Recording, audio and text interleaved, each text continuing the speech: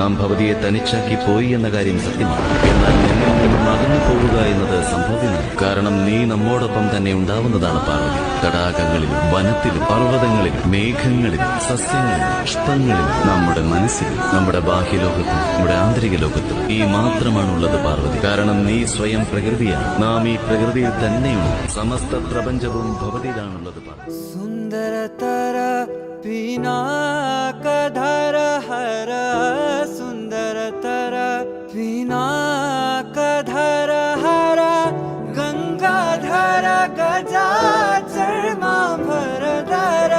Gangadhara Gaja ചർമാംബരധര Chandrachooda Sivasankara Parvathi രമണാനിന